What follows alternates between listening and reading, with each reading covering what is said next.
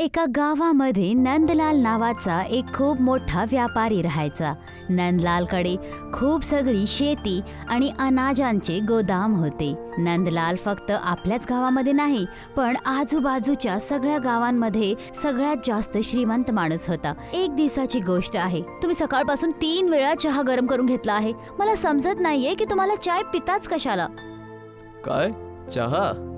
पण मी तुला कधी चहा मागितला? तुम्ही मला 3 वेळा चहा आणण्यासाठी बोलला आहात. प्रत्येक वेळी मी चहा घेऊन येते आणि ती थंड होऊन जाते. बरं बरं ठीक आहे. एक काम कर, तू हा चहा इथंच ठेवून दे. शेवटी तुम्ही एवढे काळजीत कशाला आहे हो? तुला नाही माहीत आशा, व्यापार दिवसांदिवस मंदा होत चालला आहे. मी आपल्या मुंशी पंडितचीच वाट बघतो आहे. ते हिशोबाचा खाता घेऊन येणारच आहे. नंदलाल एवढं बोललाच होता की तेव्हा नंदलालचा मुंशी खाता घेऊन नंदलालकडे पोचला आणि नंदलालला हिसाब किताब सांगायला लागला. कुठे आपल्याला प्रत्येक वर्षी धान्याच्या गोदामामधून 25 लाखाचं प्रॉफिट होत होतं आणि ह्या वर्षी तुम्ही सांगत आहात की 25 लाखापेक्षा 10,000 कमी आमदानी झाली आहे. हे 10,000 कमी झालेत कसे? हे कशा गोष्टी बोलत आहात तुम्ही नंदलालजी? व्यापारमध्ये तर उतार चढाव होतच राहतो. नाही नाही मुंशीजी, आपल्याला आपला व्यापार वाढवावा लागेल. आपल्याला कुठल्या पण हालतीत आपल्या वार्षिक आयला 2 पट करावं लागेल. मग मला आपल्या गावाजवळच्या सगळ्या शेतकऱ्यांचे शेतीकाना विकत घ्यावी लागली. नंदलाल आपल्या गोदाममध्ये गेला आणि गोदाममध्ये ठेवलेली एक एक बोरीला मोजून तो हिसाब किताब लावायला लागला. तसंच कधी संध्याकाळ झाली नंदलालला कळलंच नाही. नंदलाल आपल्या हवेलीकडे परत आला की तेव्हा त्याची नजर हवेलीच्या समोर बनलेल्या एका कच्च्या झोपडीवर पडली. तेव्हा नंदलालची बायको आशा तिथे आली. कुठे गेला होता तुम्ही? तुम्ही तर दुपारचं जेवण पण नाही केला. तुमचा चेहरा सांगत आहे की तुम्ही सकाळपासून उपाशी आहात. हो, मला जेवण करायचं लक्षातच राहिलं नाही. आशा, जेव्हापासनं मुंशींनी मला सांगितलं आहे की ह्या वर्षी आपली आमदनी 10,000 कमी झाली आहे, तेव्हापासनं माझी चिंता वाढली आहे. अहो, शेवटी आमच्याकडे कसल्या गोष्टीची कमी आहे? ईश्वरने आपल्याला धन दौलत आणि केवढी सगळी संपत्ती दिली आहे. पण तुम्हाला एवढी काळजी का असते? आणि तुम्ही बाहेर उभं राहून अर्जुनच्या घराला का बघत आहात? मला समजत नाही आशा. माझ्याकडे पैशांची काही कमी नाही आणि ना शेतीची, तरी पण मला आतून काही आनंद होत नाही. आणि तेच माझा शेजारी अर्जुन, एक छोटासा शेतकरी आहे. त्याच्याकडे ना पैसा आहे ना श्रीमंती, तरी पण तो इतका आनंदी कसा राहतो? तो का खुश राहतो ह्याबद्दल तर मला नाही माहीत. माझं म्हणणं आहे की तुम्ही स्वतःच त्याला उद्या जाऊन विचारा. सध्या तर तुम्ही जेवण करून घ्या. मला तर तुमची काळजी खात आहे. ठीक आहे, चल जेवण करून घेऊया. नंदलाल हवेलीच्या आत जाऊन जेवणासाठी बसला. त्याच्या समोर चांगले चांगले पक्वान ठेवलेले होते. नंदलालने थोडं काही खाल्लं. हे काय, तुम्ही फक्त अर्धी चपाती खाल्ला आहे? मी तर तुमच्या आवडीचे सगळे व्यंजन बनवलेले आहेत. आशा, मला भूक नाही आहे. एवढं बोलून नंदलाल वरतीच्या खोलीमध्ये झोपण्यासाठी गेला. तो आपल्या खिडकीतून अर्जुनच्या घरीच बघत होता. मला समजतच नाही, हा व्यक्ती इतका कसा आनंदी राहू शकतो. याच्याबद्दल जेवढं मला माहीत आहे, कधी कधी याच्या घरी रात्रीचं जेवण पण बनत नाही, तरी पण याची मुलगी आणि बायको नेहमी हसत आणि आनंदी राहतात. एवढं बोलून नंदलाल आपल्या बेडवर जाऊन झोपला. दुसऱ्या दिवशी नंदलाल सरळ आपल्या गोदाममध्ये जाऊन मुंशी पंडितला बोलला. मुंशीजी, मी निर्णय केला आहे की आपण आपल्या गावाच्या काही शेतकऱ्यांची जमीन विकत घेऊन घेऊ. तेव्हाच आपण ह्या वर्षी जास्त धान्य पिकवू शकू. ह्या वर्षी जो आपल्याला 10,000चा घाटा झाला आहे, माझी इच्छा आहे 10,000च्या घाटाला आपण 10 लाखाच्या मुनाफ्यात बदलून टाकू. तुमचा विचार तर चांगला आहे नंदलालजी, पण विचार करून घ्या, आपल्याला ह्यासाठी मजदूर वाढवावे लागतील आणि हे करण्यासाठी खूप कठीणाई पण येतील, कारण खूपसे शेतकरी आपल्याला आपली जमीन बहुतेक नाही विकणार. का नाही विकणार? जर त्यांना त्यांच्या जमिनीचा चांगला दाम मिळाला तर ते नक्की विकतील. मी आजच आपल्या शेजारी अर्जुनशी बोलतो. मी त्याला त्या शेताची 2 गुणा किंमत देऊन देईल. मग तो आपलं शेत विकायला आनंदाने तयार होऊन जाईल. जशी तुमची इच्छा. संध्याकाळच्या वेळीस नंदलाल सरळ अर्जुनच्या घरी गेला. त्याने बघितलं अर्जुन आपल्या मुलीबरोबर खेळत होता. बाबा, गावामध्ये मेला लागला आहे. मला तिथे एक बावली खूप आवडली. काय तुम्ही मला ती बावली विकत घेऊन द्याल? ती बावली विकत घ्यायसाठी माझ्याकडे पैसे नाही आहे कंचन, पण मी तुला तिच्यापेक्षा पण चांगली बावली दाखवू शकतो, जिला बघून तू आनंदी होऊन जाशील. खरंच बाबा? तर मला दाखवा ना ती बावली. ते बघ, त्या आरशामध्ये जी लहानशी सुंदरशी बावली दिसतीये ना, त्या बावली समोर तर गावातल्या सगळ्या बावल्या फिका आहेत. आपल्या बाबांचं बोलणं ऐकून कंचन जोरजोरात हसायला लागली. तेव्हा तिची नजर नंदलालवर पडली. नंदलालला आपल्या घरी बघून अर्जुन आणि त्याची बायको खूप प्रसन्न झाले. या नंदलाल भाऊ, आज तुम्ही तुमच्या घराचा रस्ता कसा विसरलात? तू आमचा शेजारी आहेस अर्जुन, आणि मी तर आपल्या हवेलीपासून तुझ्याच घराला बघत राहतो. तुला बहुतेक विश्वास नसेल, पण तू ह्याबद्दल माझ्या बायकोला विचारू शकतोस. पण माझ्यासारख्या गरीबाच्या झोपडीला भला तुम्ही का बघत राहता? तसं तर मला तुझ्याशी काही कामाचं बोलायचं होतं, पण आता जे मी तुझ्या घरी आलोच आहे, तर मला तुला काही प्रश्न पण विचारायचे आहे. कसे प्रश्न नंदलालजी? काही खास प्रश्न नाही आहे अर्जुन. बस माझ्या मनात कधी कधी एक प्रश्न येतो की तू इतका निर्धन आहे, आणि जेवढं मला माहीत आहे तुझ्या घरी कधी कधी रात्रचं जेवण पण बनत नाही, तरी पण तू इतका आनंदी कसा राहून घेतोस? काय तुला चिंता नाही होत? ह्या कसल्या गोष्टी करत आहात तुम्ही नंदलालजी? मला सुखाचा पैशांशी काय घेणं देणं? सगळ्यात महत्त्वपूर्ण गोष्ट ही असते की आपल्याला आनंद कुठल्या गोष्टींनी मिळतो. तुम्ही स्वतःला बघा आता. तुम्हाला असं वाटतं की अधिक धन कमवल्याने तुम्हाला आनंद मिळेल, पण माझं मान्य काही वेगळं आहे की आनंदी राहण्यासाठी पैशांची गरज नसते. चल हे सगळं सोड अर्जुन. मी तुझ्याजवळ ह्यासाठी आलोय की तुझी एक छोटीशी जमीन आहे ज्यावर तू शेती करतोस. ती जमीन तुझी मला विकत घ्यायची आहे. क्षमा करा नंदलालजी, मला हे बोलताना चांगलं तर नाही वाटत आहे, पण बोलावं तर लागेलच. मला माझी जमीन नाही विकायची. अच्छा, तर तुला वाटत असेल की मी तुझी जमीन जमीनदारांसारखी खूप सस्त्या किमतीत विकत घेत आहे, पण असं नाही आहे अर्जुन. मी एक व्यापारी आहे. मी तुला त्याची 2 पट किंमत द्यायला तयार आहे. नंदलालजी, तुम्ही मला माझ्या जमिनीची 10 पट जास्त किंमत पण द्यायला का तयार नाही होत आहात? तरी पण ती जमीन मी तुम्हाला नाही देऊ शकत.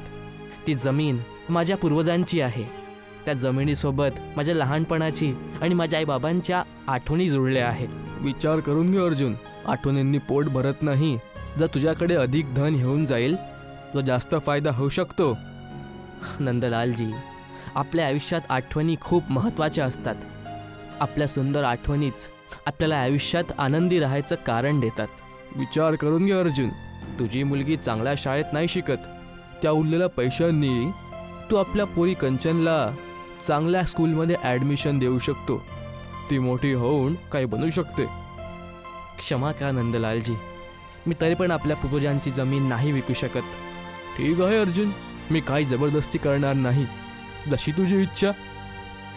एवढं बोलून नंदलाल तिथून निघून गेला. त्या दिवसाच्या नंतर नंदलालने गावाच्या खूप सगळ्या जमिन्या विकत घेतल्या आणि तो पहिल्यापासून जास्त अनाज उगवायला लागला. असंच 1 वर्ष निघून गेलं होतं. मुंशी पंडित परत आपला तोच खाता घेऊन आला.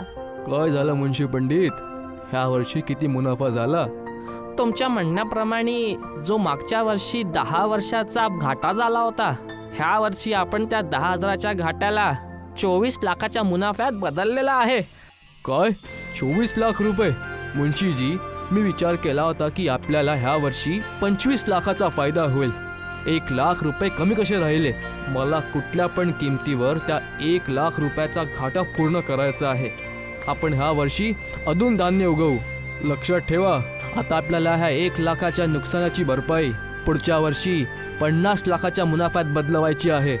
मुंशी पंडित हवेलीमधून निघून गेला की तेव्हा नंदलालची 11 वर्षाची मुलगी नंदिनी नंदलालकडे येऊन बोलली, बाबा हे बघा, मी ह्या वर्षी स्कूलमध्ये टॉप केलं आहे. तुला फक्त शाळेतच नाही, पण जिल्ह्यात टॉप करायला हवं होतं. आता तू शहरात जायची तयारी कर. त्यानंतर तू शहरातल्या शाळेतच शिकशील. पण बाबा, मी बोर्डिंग स्कूल नाही जाणार. मला आपल्या गावामध्ये चांगलं वाटतं. नाही नंदिनी, तुला चांगलं शिकून खूप मोठं व्हायचं आहे. नंदिनी तोंड पाडून तिथून निघून गेली. तेव्हा नंदलालने बघितलं की तिच्या बाजूची मुलगी कंचन आनंदात आपल्या घरी आली आणि आपल्या बाबांना बोलली, बाबा, मी ह्या वर्षी चांगल्या नंबरांनी पास झाले आहे. ही तर खूप चांगली गोष्ट आहे बाळा. पुढच्या वर्षी अजून मन लावून अभ्यास करशील. संध्याकाळी मी ह्याच आनंदात तुझ्या आवडत्याचं जेवण बनवील. नंदलाल त्या दोघांना एकटक बघत होता की तेव्हा नंदलालची बायको आशा तिथे आली. काय तुम्ही नंदनीला बोर्डिंग स्कूलला पाठवणार आहात? तुम्ही अर्जुन आणि तिच्या मुलगीला का बघत आहात? बघत आहे की माझ्या मुलीने शाळेत टॉप केला आहे, तरी पण मला काहीच आनंद होत नाही आहे. जेव्हा की ह्या अर्जुनची मुलगी फक्त चांगल्या नंबरनी पास झाली आहे, तरी पण तो किती आनंदी आहे, कसा हसतोय. आशा, मला तर शेवटचं आठवत पण नाही की मी मागच्या वेळेस कधी हसलो होतो. असं 20 वर्ष केव्हा निघाले कळलंच नाही. नंदलालची मुलगी नंदनी आता मोठी झाली होती. ती आता ह्या गावाच्या कलेक्टरच्या रूपात निवडली गेली होती. तर तिथे दुसरीकडे अर्जुनची मुलगी आपल्या बाबांबरोबर त्याच्या शेतांमध्ये त्याची मदत करायची. त्या दिवस नंदलाल पूर्ण गावामध्ये मिठाई वाटत होता. तो मिठाई वाटण्यासाठी अर्जुनच्या घरी गेला. या नंदलालजी, जेवढं मला आठवतं तुम्ही इकडे 20 वर्षांपहिले आले होते.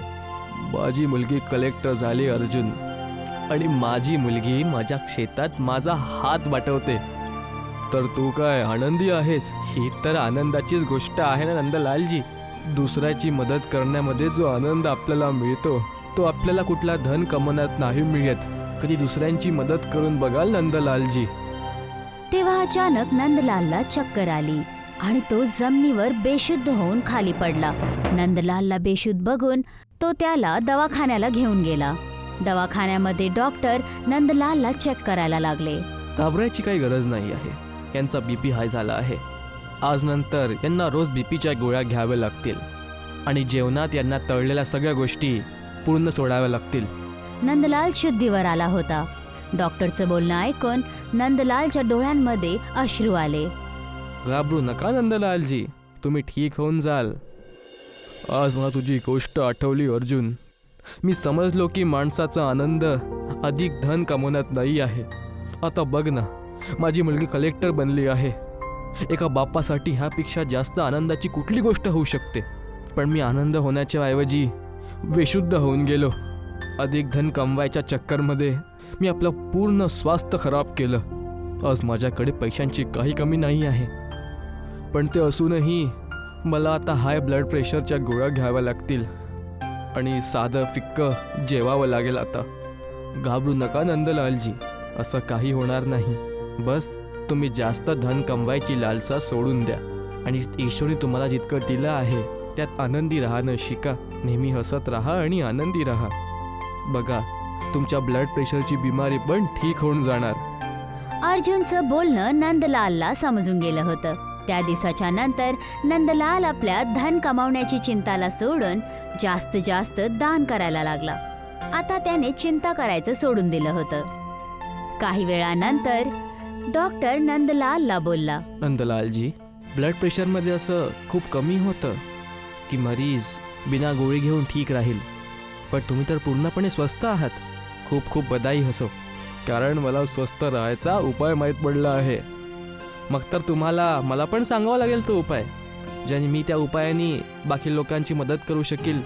जितकं आहे तुमच्याजवळ त्यामध्ये कुटुंबाला संतुष्ट ठेवा. तुम्ही पण भुके ना राहू, साधू पण भुका ना राहील. तुमची गोष्ट मला कळली नाही नंदलालजी. याचा अर्थ हा आहे डॉक्टर की ईश्वर फक्त तेवढंच धन द्यावं ज्याने माझ्या आणि माझ्या कुटुंबाचं पोट भरेल, आणि माझ्या घरात कुठला अतिथी येईल तर तो पण भुका नाही गेला पाहिजे. कारण जास्त धन कमवायची लालसा माणसाला बिमारी आणि परेशानीच्या ऐवजी अजून काही देत नाही. तुमच्या गोष्टीने तर मी धन्य झालो नंदलालजी. आतापासून मी पण हा नियम आपल्या आयुष्यात अवश्य लागू करणार.